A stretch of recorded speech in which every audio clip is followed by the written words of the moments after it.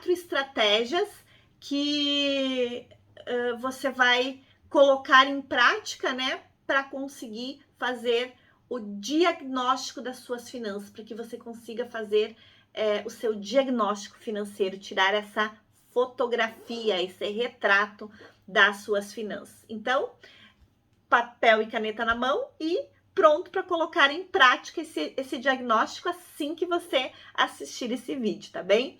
A primeira estratégia que eu trago aqui é para que você faça uma análise das suas rendas. Então, quando nós falamos em analisar os valores relacionados às nossas receitas, às nossas rendas, é importante que a gente considere os diversos impostos que podem estar presentes lá naquelas rendas, naquelas receitas. Às vezes você tem um salário em carteira, mas ele chega até você menor que isso, porque você já tem lá descontado o INSS, porque você já tem descontado o imposto de renda, né? Então também você às vezes desconsidera até o plano de saúde que já é descontado da tua folha, você não elenca ele lá nos teus gastos, mas em contrapartida você desconsiderou ele na hora de identificar a sua renda líquida, no caso, né? Então, você colocou lá como uma renda maior, porque você não estava considerando o desconto do plano de saúde, mas você também não colocou o desembolso dele. Então, considere ou ele sendo descontado da sua renda, ou ele sendo desembolsado lá na parte dos seus gastos. Então, o valor que você tem descrito lá na sua carteira de trabalho, muitas vezes, né, ele é bem diferente. Com certeza, ele é maior do que o valor que chega para você, né?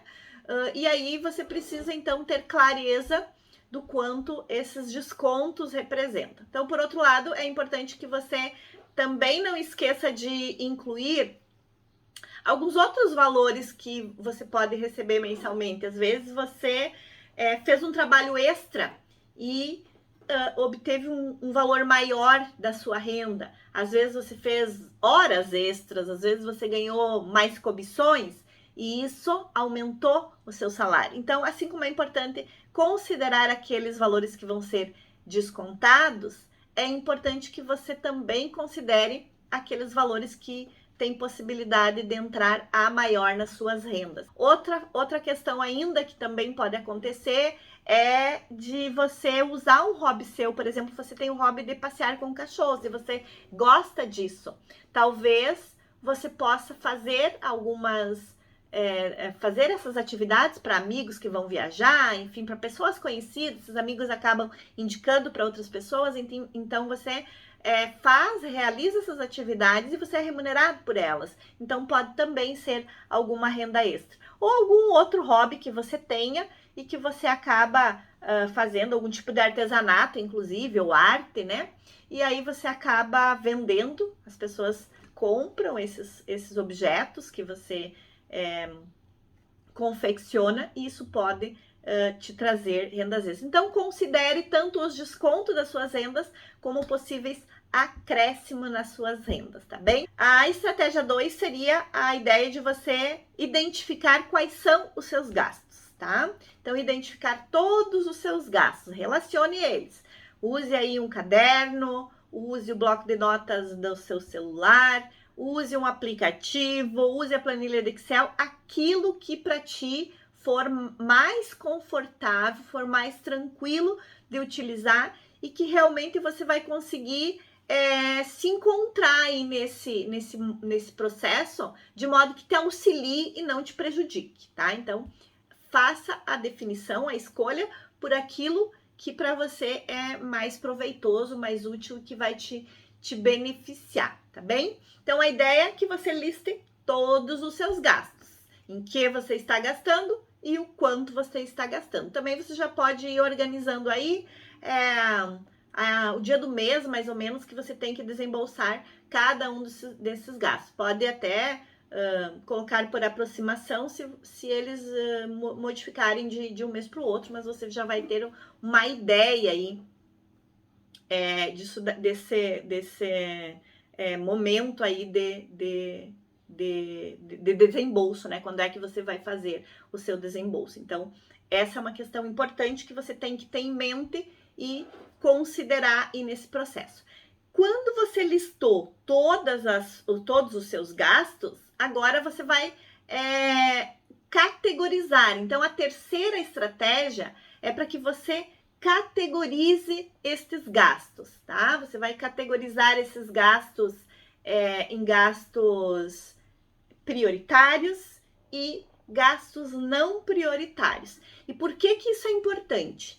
Lembrando que os gastos prioritários são aqueles gastos que a gente não tem como excluir eles da nossa vida, né? Não tem como deixar de ter esses gastos na nossa vida, tá? Então, são gastos que realmente eles vão acontecer, são gastos que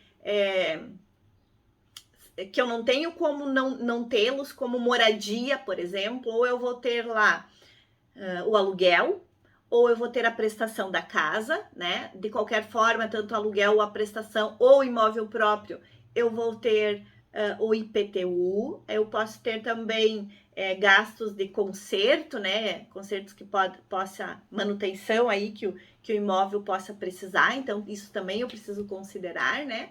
Então, dependendo qual que é a minha situação, né? Se eu moro em imóvel alugado, ou próprio, ou financiado, então qual que é a minha situação, eu vou ter um tipo de gasto. Mas enfim, eu tenho gasto com moradia. Os gastos de alimentação, então considere tudo, inclusive deliveries, inclusive almoços fora, inclusive os almoços de domingo, inclusive os almoços rotineiros aí do seu dia a dia, tá? Então, essa é a primeira questão que você vai fazer. Não tô pedindo ainda para você fazer uma análise ainda desses gastos. Eu tô pedindo para você fazer essa classificação. Também coloque aí a questão dos gastos com energia, gastos com água, então isso também são gastos prioritários, tá? E eu tô dando aqui exemplo de gastos prioritários que é comum para todas as pessoas, tá? Então, além dos gastos prioritários, tem aqueles que são não prioritários. Quando você for analisar os não prioritários, lembre-se que ainda você pode classificar esses não prioritários em 2 subgrupos, que são os necessários e os desnecessários. Mas agora, em um primeiro momento, separe aí, já que você listou todos os seus gastos, separe aí os prioritários dos não prioritários. Então, no outro lado aí da sua folha, se você dividiu sua folha em 2 momentos, né, em 2 partes, do outro lado você vai colocando aquilo que é não prioritário. Liste tudo, tá? E outra coisa que é importante você fazer aqui, depois que você listou todas os seus gastos, né? Analise esses gastos.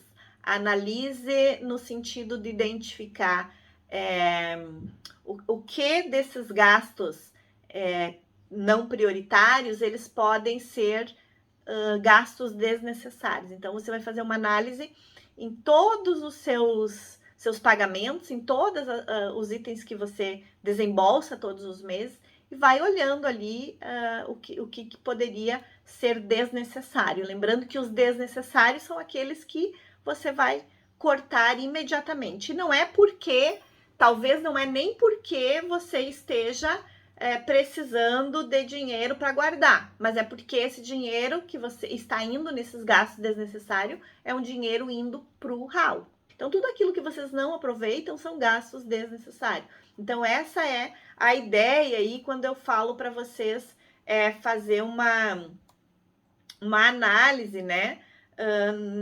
Nas despesas de vocês, nos gastos de vocês, né? Então, analisando essa questão aí daquilo que é não prioritário, né? Necessário e desnecessário. E por fim, a quarta estratégia aqui para você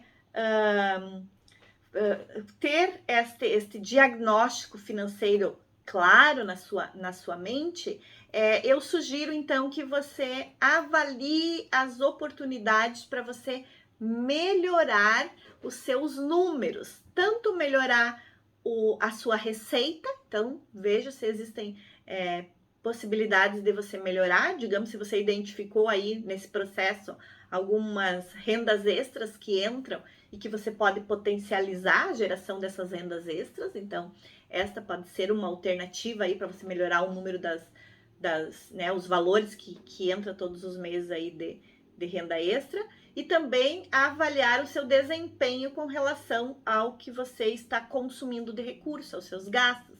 Mesmo nos gastos prioritários, como moradia, água, energia, transporte, alimentação, você ainda pode fazer ajustes, ajustar comportamentos, talvez diminuir o número de deliveries, talvez almoçar mais em casa, talvez também criar estratégias na hora de você ir ao mercado para economizar na lista de compras do mercado, né? Então, a partir do momento que você começa a fazer esta análise, você vai identificando oportunidades para você melhorar esses números aí. Então, mesmo nos gastos prioritários, você pode economizar, modificar alguns comportamentos, eliminar alguns, para você fazer economias tanto na conta de água quanto na conta de energia. Isso também é uma questão de sustentabilidade, né? Uma questão que o planeta agradece, porque esses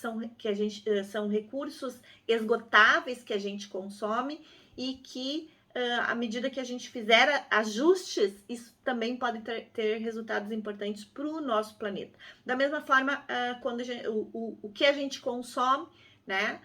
Se a gente consome muito por impulso, talvez a gente esteja acumulando coisas que vai servir para a geração cada vez mais de lixo, né? Enquanto que se a gente consumir de forma consciente, isso também vai ter um reflexo positivo no planeta, na sustentabilidade. Então, avalie os seus números e identifique oportunidades para você melhorar esses números.